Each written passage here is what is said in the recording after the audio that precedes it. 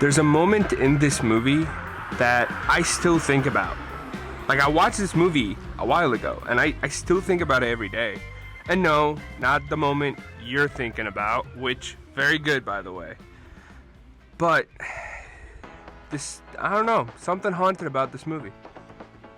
New location change, here's why.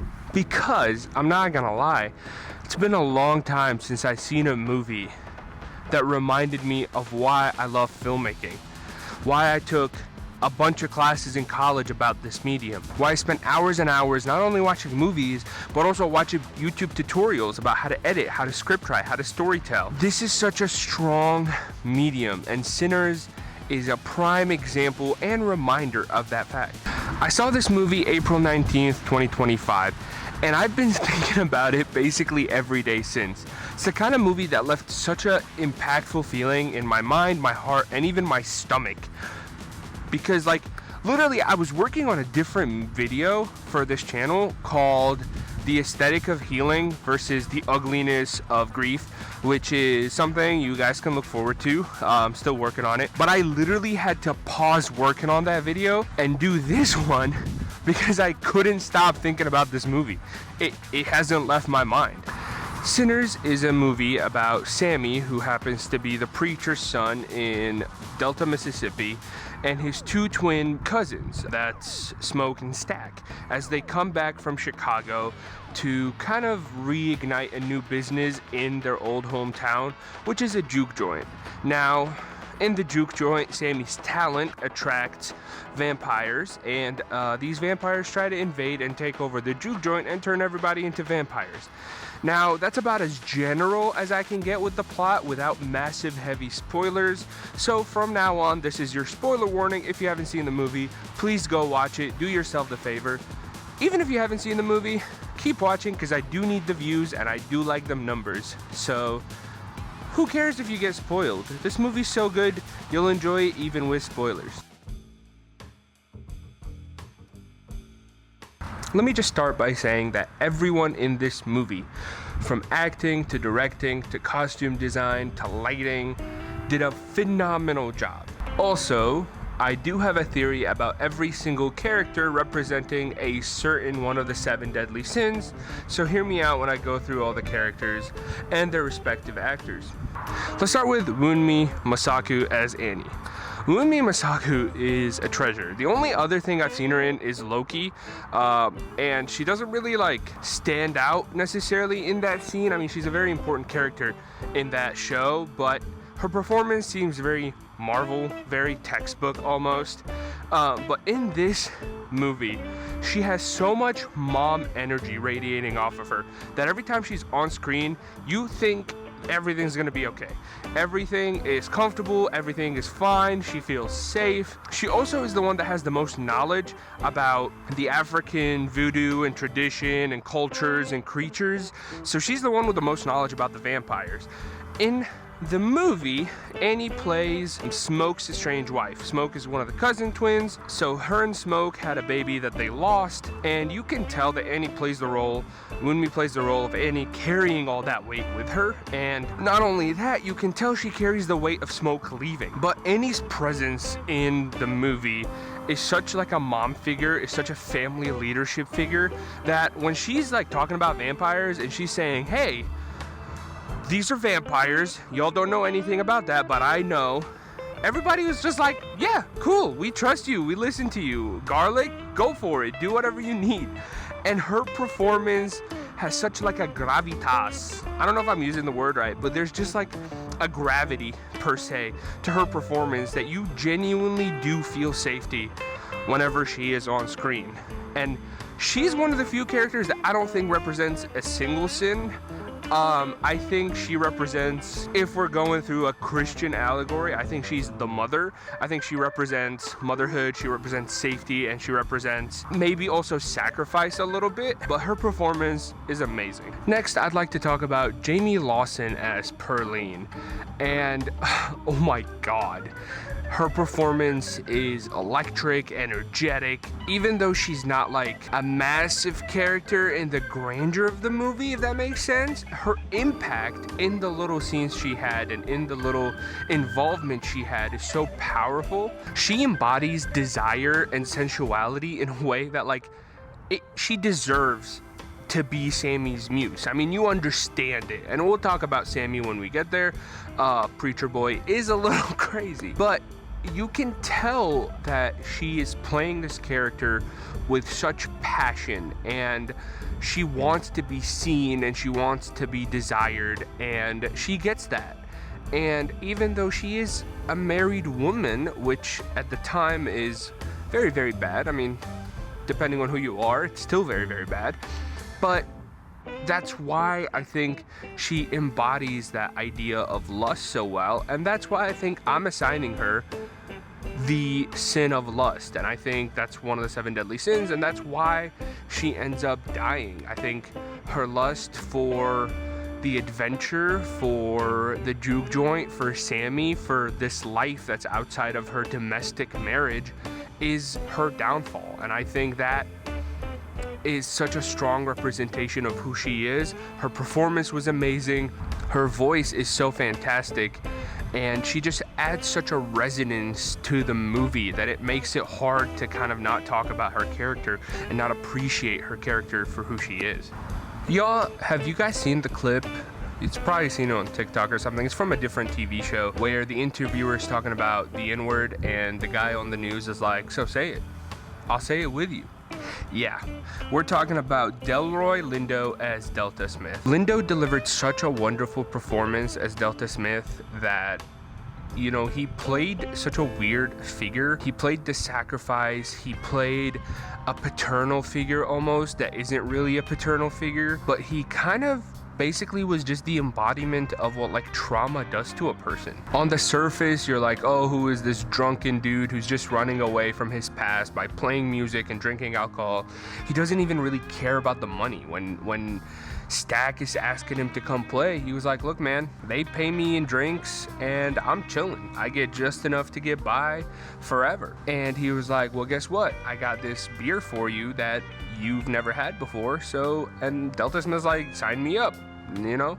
And I think that is a strong representation of Delta's character, which I think represents gluttony. You find out that the alcohol is such a coping mechanism to him, for him to deal with his trauma and his past, that he becomes gluttonous towards it. He wants to continue consuming as much as he can in every way that he can in order to surpass his past and become something else. Also, side note, can we talk about how good the scene was when he was retelling his story in the car and all these sounds were playing in the background? Such a strong use of sound in a movie. Fantastic. Great job. Next, I want to talk about Lee Jong-lu as Grace. Grace is an Asian character in this movie.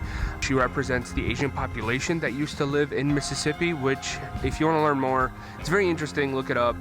Super interesting past about that area and the Asian population that lives there. For me, Grace was very important because when you look at a lot of the characters, they all have some level of, I don't want to say parental trauma, but some level of like a parental representation of what they can be or what could have been.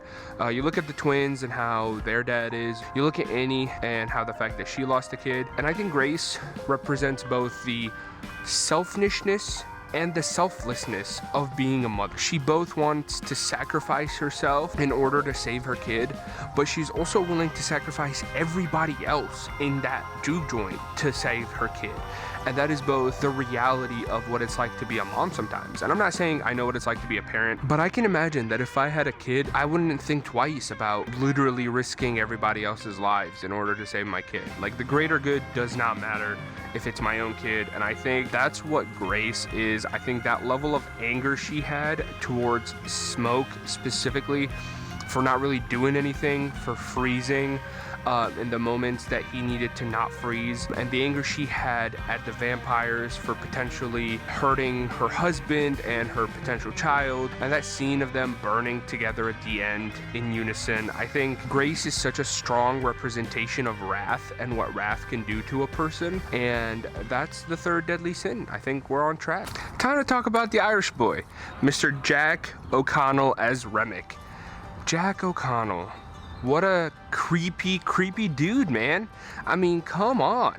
You played the character so well that I don't like you in real life now. Remick is menacing, he's haunting, he's entertaining, surprisingly a little funny, and he just plays that like bad guy who's pretending to be nice so well. He's like the embodiment of the guy who's like, nice guys always finish last. Like, dude, you do that so well, it's creepy. Not only is the singing, the Irish dancing, the music, and the overall like ambiance of your character, of Remick's character so well, but it also plays that balance of like grounding this character and making him digestible and believable as an all-powerful supernatural vampire. Like, he can leap and he can jump and he's got extra strength and he, you know, can bite and all that, but he still plays the human aspect of it so well. And I think that's that's a strength of the movie in general, is being able to balance the supernatural with the humanity of the movie and keeping it grounded. I think that's actually something that, like, not to bring up the MCU in a movie that has a bunch of MCU characters, but that sometimes the MCU struggles with, that is not knowing the line between serious and funny, and not knowing the line between grounded and supernatural. And I think, you know, we can all learn from that movie. MCU, watch Sinners. You hired one of the directors and a bunch of the actors. Watch this movie, learn from it. It's very good. I was kind of struggling what sin to assign to Remick, and I settled on envy. And I think that is the main source that drives his actions and his plans, is the envy that he has for other people, whether it's for Sammy's talent, which is what initially attracts him to the juke joint, whether it's the feeling of family and inclusion that he was not a part of, whether it's being a part of something bigger than himself, whether it's envying the life that everybody else had where his childhood was rough, envying maybe even Sammy's faith in certain scenes where he knew the faith but couldn't relate to it in the same way, and so he wanted Sammy's knowledge and Sammy's faith and Sammy's feelings. He wanted to hunt that down and to have it for himself. And I think envy is such a strong representation of what it can do to a person, that he completely forgets who himself is. And you know, he's lived for so long just envying other people that himself is completely lost now. Alright, I gotta start this section by saying Hailee Steinfeld is a Zionist, so hate her for that. But in this movie, her performance was actually phenomenal, and I can't really deny that. She played a character so well, both in human form and in vampire form, both as the person who is still in love and yearning and grieving somebody they lost but still desire them back. So many emotions to be juggled in one character is very impressive for Hailee Steinfeld. Mary is, in the movie, she happens to be Stack's lover, ex-girlfriend, whatever you want to call it, and when he left, he put her in a situation that is good for her. She also happens to be a case study for what it's like to be white passing at the time. You know, she has black grandparents, but she looks white, and at the time that was considered some type of crime, and she didn't really deserve to live for a lot of people, which is, our history is not the best here in this country. Basically put her in a situation where she was playing herself as a white person, married somebody, lived in a quaint little domestic life, and that's not what she wanted. She wanted Stack. She wanted to embrace her black side. She wanted to embrace her family and be a part of that culture, as she should. I mean, she wasn't necessarily like not a part of it. She didn't not struggle. She did not, you know. So she was put in a position that she didn't want to be a part of, and she really wanted everything else. She really wanted every part of it. She wanted Stack all to herself. She wanted to be a part of the juke joint. She wanted to be a part of the family. She kept wanting more and more and more, no matter how much was given to her. And if you guys can't tell where I'm going with that, I do think Mary here represents greed. Her relationship with Stack is also very, very well done. You can tell there's tension, you can tell there's desire, you can tell there's also a little bit of like, should we shouldn't, is not really the right thing to do, but also like, who cares? She has a famous line in this movie. She has two really popular lines on TikTok. If you know what I'm talking about, I'm not gonna say them. This is family friendly content, guys. And even later when she turns into a vampire, her greed and want for Stack overpowers the connection she had with other vampires. Even before Remick dies, you can kind of tell that Mary didn't really like care for what his purpose was, and once she had Stack, she basically did not care what else happened to everybody else. She was just like, we're gonna kill the rest of you. Like, she doesn't care. She didn't desire to turn them all into vampires and be a family and be a part of a collective, kind of like Remick did. She just wanted Stack and she got him, and that was it for her. That was fulfilled her greed. Finally, obviously, the chemistry between Haley Steinfeld and Michael B. Jordan is electric. Everybody in the theater felt it. Everybody's jaws dropped every time they were on camera together. And I do, to an extent, feel bad for Josh Allen, but the real person we should be checking in on is Shameik Moore. Is he doing okay? Has he made a public appearance since the movie came out? I don't know. Do we know if he's alive? No clue. Hopefully you're doing okay, man. Move on. Introducing Miles Kate. Man, this kid is talented. I mean, this is a 20-year-old who is standing face to face with Michael B. Jordan on a big set with director Ryan Coogler, and he is holding his own. He is delivering a performance that is unforgettable for somebody his age with his amount of raw talent. I mean, just purely talented, amazing voice, great character, great performance. There's nothing I can say that will be enough to kind of represent how good this performance was. If you left the theater before the after credit scene, then you really missed out. Even though it's not important to the plot, you missed out on a great performance. If you left before the mid-credit scene, you missed out on the ending of the movie. I mean, what are you doing? Why are you leaving so early? What do you have to do? Just stay. Just watch it. Mid-credit scene, after credit scene, both important. Watch them. Also, I also think that Sammy does not represent any of the 7 deadly sins. I think he is the character that represents us, the watcher. Not only that, but like represents, you know, the average person who has to deal with said desires and sins and who has to balance and navigate his path through them. I mean, he happens to be the preacher's boy. He happens to have his dad on the complete opposite end of that spectrum, where his dad is just like, you have to give everything up. And then on this hand, he has, you know, the lust from, you know, Perline, who he follows a little bit, but not enough. You know, the pride and sloth and a greed and wrath of all the other characters that he indulges in a little bit, but not enough to kind of like fully kill him. And I think that for him is the balance of like, well, I don't want to be like my dad, but I also don't want to be like any of these characters. I want to find my own path, and that is part of his story and who he is.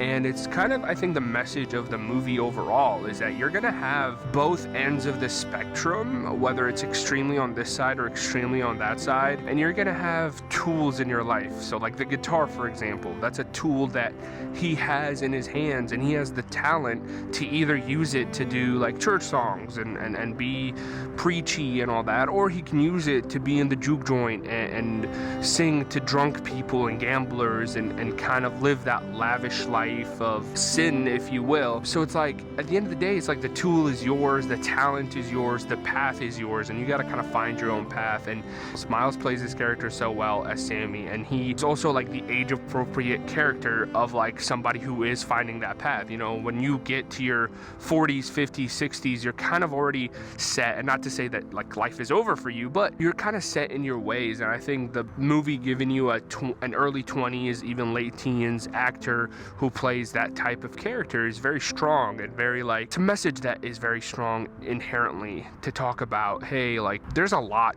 in this world that can change and a lot that can influence who you are, but at the end of the day, you get to choose what that is.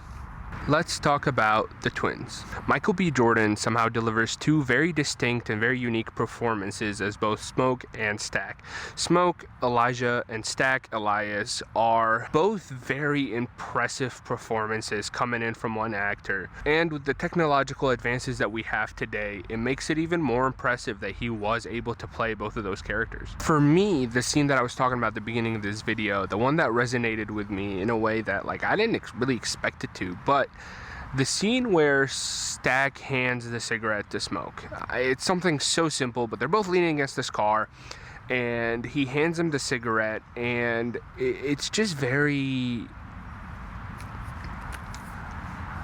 I mean, what? That scene is the scene. That's the moment you're like, oh, these are two different people. Oh, these are two completely different characters. These are two completely different human beings almost. But they're not. They're both just Michael B. Jordan being Michael B. Jordan. First, let's talk about Stack.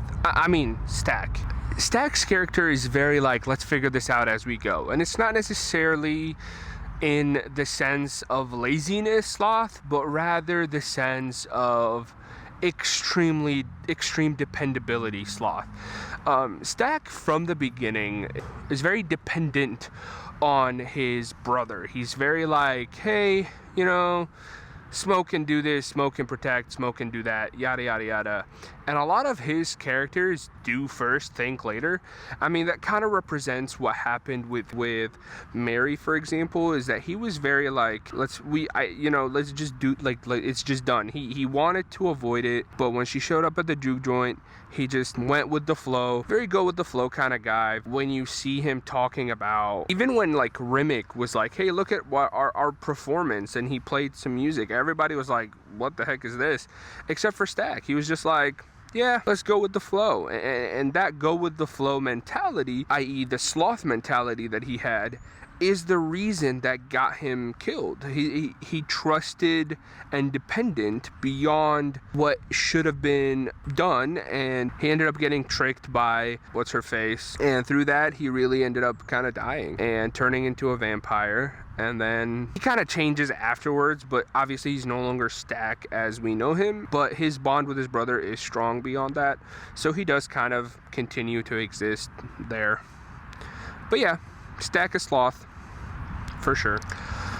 On the other hand, we have Smoke, and he's the epitome of what pride is as a feeling, as a character. The only time we see Smoke really set his pride aside is around Annie. He's hardened by his life, he's hardened by his loss, he's hardened by what he had to do as a kid, he's hardened by what he had to do as an adult, and all that really kept him going as I am the strong one, I am the protector, I am the whatever. And that wasn't necessarily the best thing to kind of carry his character. He bottles his trauma deep down, he disregards a lot of people, and he cares about being what he is, which is, for him, is a soldier. And he kind of loses his way there a little bit, and that is kind of why it shook him really hard when he couldn't do anything about his brother. His pride was hurt. The only person who could fix that, again, is Annie. And even, I don't know if you guys noticed it at the end, you know, his pride is the reason why he got killed. He went back and he killed the racist landowners that he got the land from, but and that got him killed. But when he saw Annie waiting for him on the other side, when he saw his kid waiting for him on the other side, she said something along the lines of, if you want to hold him, talking about the kid, you're gonna have to put that cigarette away, because I don't want any smoke on him. And that, I think, is very, very directly telling Elijah that if you want to be a part of us, if you want to be a father to your kid, you have to put the pride away. And he did. And so he passed on to live with Annie in eternity, whatever you want to do, whatever higher believe you believe in, as Elijah. And Smoke, the character, he died alongside his sin, pride.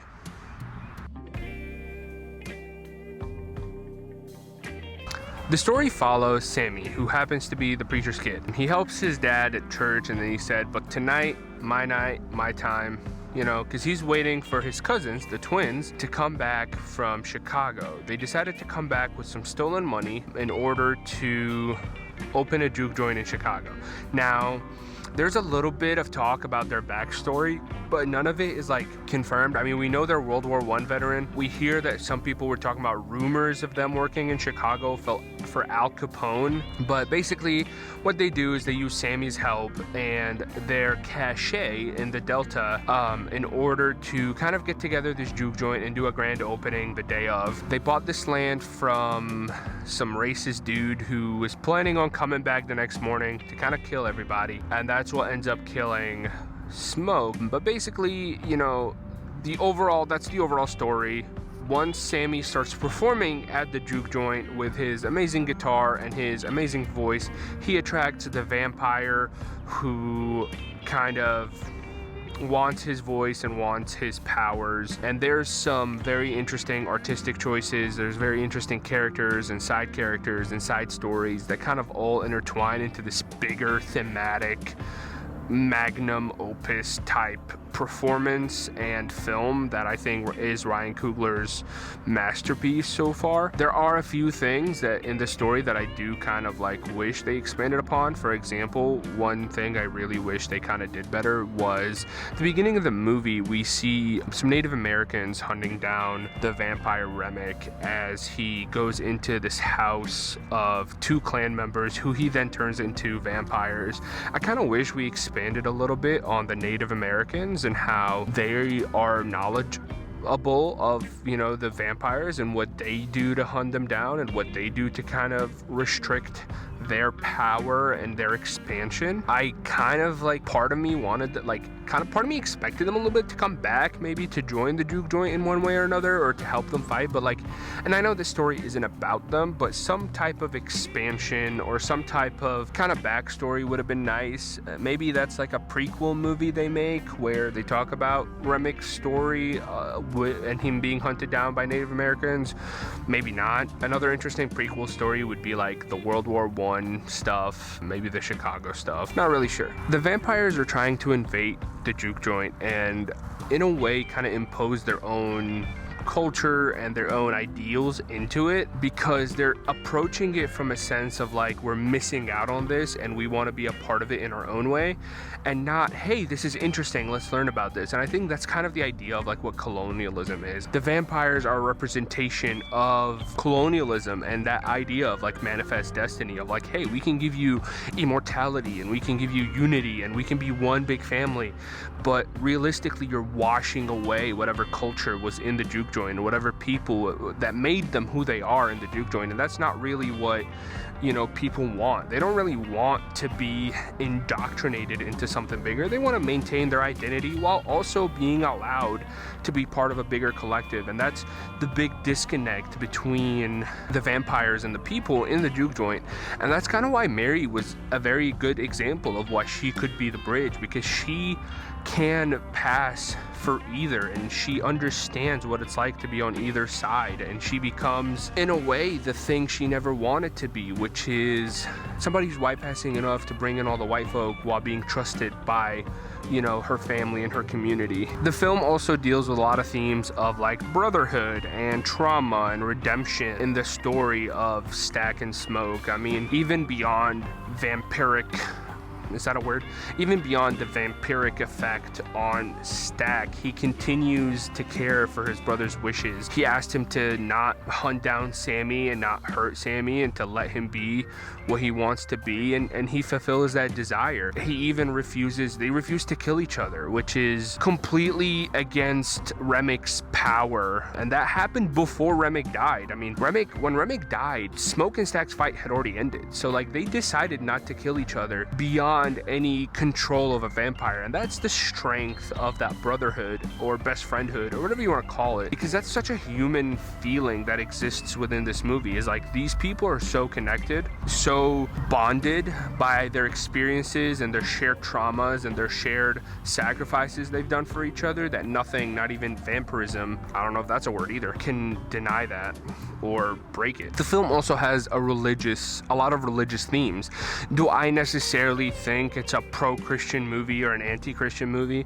Not really. Do I think it plays with the idea of Christianity and religion in general as kind of a double-edged sword? Very much so. Obviously, the movie talks about how certain religious indoctrination can be very dangerous for individuals, whether it be on the side of Sammy's dad and how he views things and how he kind of dismisses all of Sammy's wants and desires for the sake of the religion. At the same time, we have the spirituality of Annie and how she believes in the spirits and the greater power and the voodoo and what causes her protection of Smoke and the little necklace that we see him wear. Furthermore, we also see how religion affected Remic and how he himself has all these passages memorized, not because he wanted to or because he's a religious person, but rather because throughout time, he used that religion in a way to kind of negatively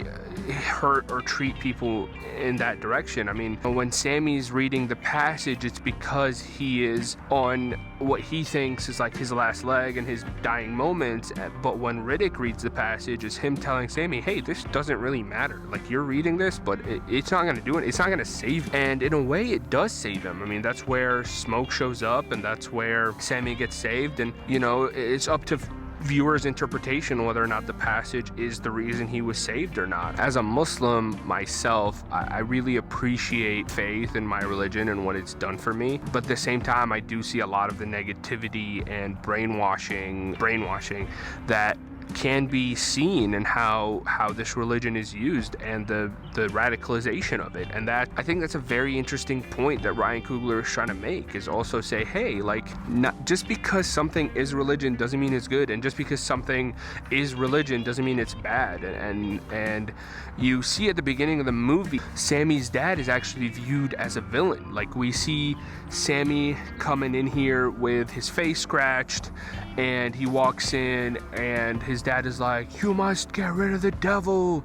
and all that, and he's very like angry and villainous, and you're thinking, wow, he must hate his kid, that even when he sees his kid like that all scratched up, he's not even like going after him. He's like, he tells the mom not to move, and he's like, I got this. What an evil dude. But at the same time, it's like at the end of the movie you realize he kind of knew something might happen like that, and he wanted his kid to be safe, and he wanted his kid to be loved and cared for and protected.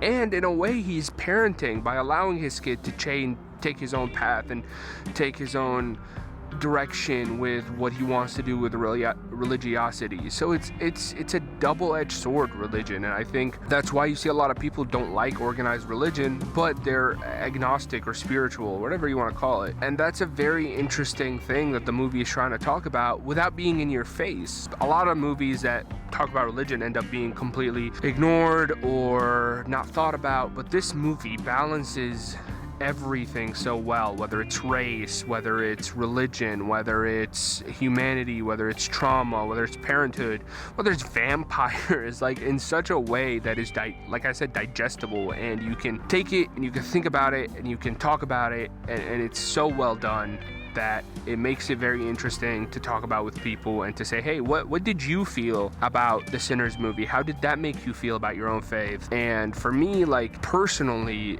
it kind of represents that, like, hey, my faith is also a tool, and I get to choose to use it how I want, whether it be for evil, like some people do, or whether it be for good, like other people do. And that's up to me and who I am as a person. And I have to make that choice every single day. And I have to say, hey, I'm choosing to do good in life today. And that's kind of what Sammy has to choose, and what his dad has to choose, and what every single one of us has to make that choice. Is like, whatever you believe in, whatever you're a part of, that's all a tool that you can decide what to do with.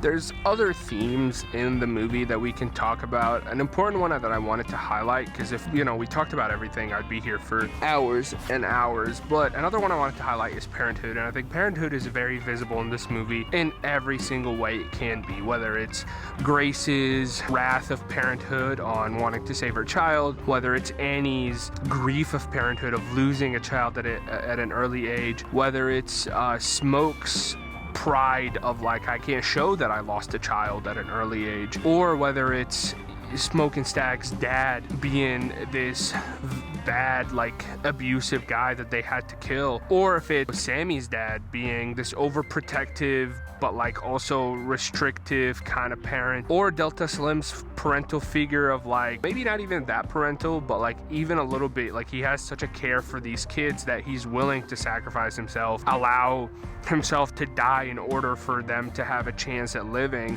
The parental theme in all its different ways of showing up is there, and Ryan Coogler does such a good job of representing every single type of parent, maybe not every single one, but a various different amount of types of parents and how they kind of interact with their own kids and how they would survive, and examples of that. This film is scary, it's funny, it's serious, it's supernatural, it's raw, and it's real. It really showed you the true human experience. I mean, a lot of us don't know what it's like growing up in Delta, Mississippi in Jim Crow's time. A lot of us don't know what it's like to have to see people that look exactly like us still being slaves. A lot of us don't know what it's like to maybe lose kids or lose parents yet. A lot of us don't know how to fight vampires or what that's like, or a lot of us don't know what it's like to be a twin or see your young cousin grow to be a young man. A lot of us don't know what it's like to be forced into a marriage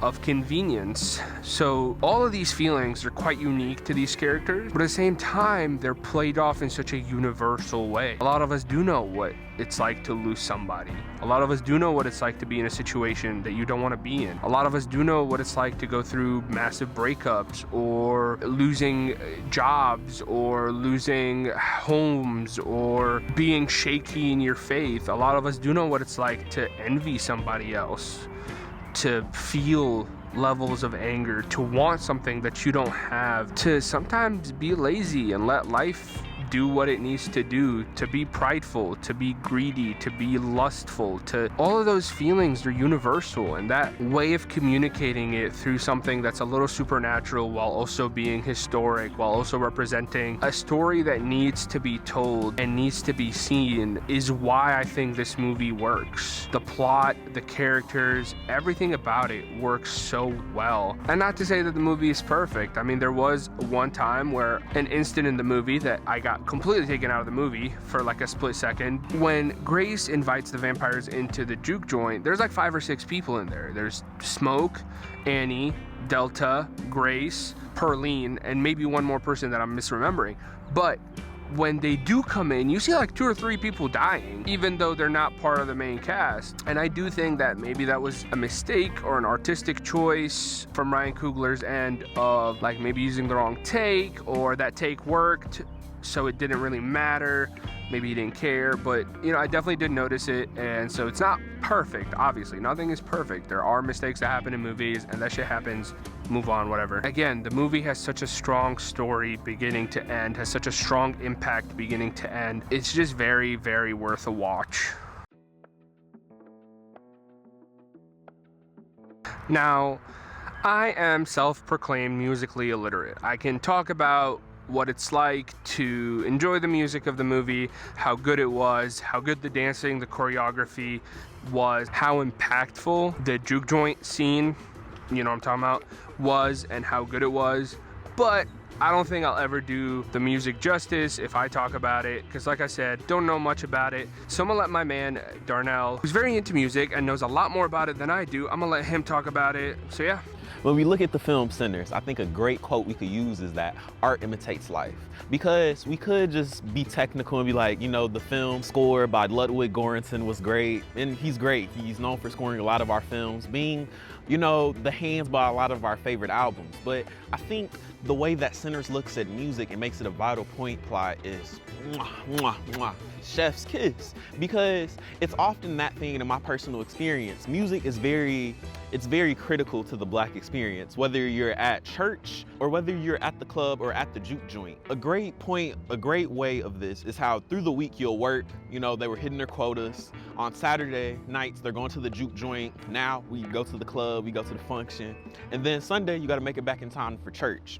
Sammy did this, right? To a T. Granted, there were some other events that happened before him getting to church on Sunday, but I do really like how they highlighted the church and they almost used Sammy in the film as a surrogate for his music.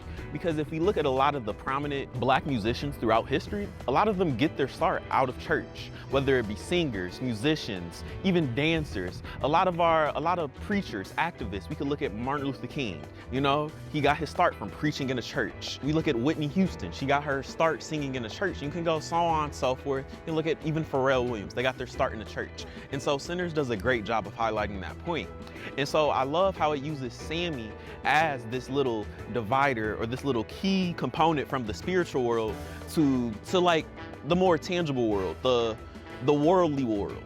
As people in the church would like to say, they'll say, oh, that's worldly music, or you can't be playing the blues. And we see that in a lot of other films. We see it in Let It Shine, on a sillier note, right? About how he wants to be a rapper, but he's like, no, you should do that stuff for the Lord. And it's just a common thread throughout just not Black life, but through Black history. So then as we progress even more, and they're having a juke joint, and it's funny that the twins spent a lot of their time in Chicago, and a lot of Black America did migrate to the Midwest and to the North.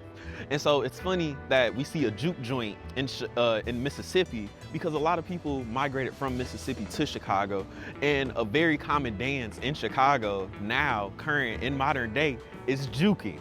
And you see how in Mississippi, it was started from a juke joint, and now people juke now. And I love that aspect of the film. Like, I feel like it was just very accurate. And I would be remiss if I didn't talk about the biggest scene. And that's one of my favorite things about this film. Most films, they happen in a vacuum. They happen when they happen. But Sinners knows what period it's highlighting, and it knows what context it's in. And the context that this movie happens is, it's happening in 1930s America. They know it's things before this, and they know it's things after it. So when we see the juke joint, where we see the African dancers, we see the rockers who are akin to like a Bootsy Collins, a Jimi Hendrix. When we see the DJs who are from like the 1980s, we see the Bloods, blood walking, the Crips, crip walking. We even see some Chinese dancers. And I love that it like points out to that point in history that we are not just in 1930s. We're actually in a very fundamental part of the timeline of Black music, but not just of Black music, but American music and even world music just in general. So I also love that aspect of it. And one last thing, I brought up Sammy being a surrogate between the spiritual realm and the world, and how Remick sees that as like a thing that he can use. And it's like, that is really, really cool to me, because in the church, you see music as more of a spiritual thing, but in the world, you see it as more of just like, oh, but we forget, we just think it's notes, we think it's sonics, but music is culture. Music is a way of life. And Sinners, it knows that, and it was a big part of the plot.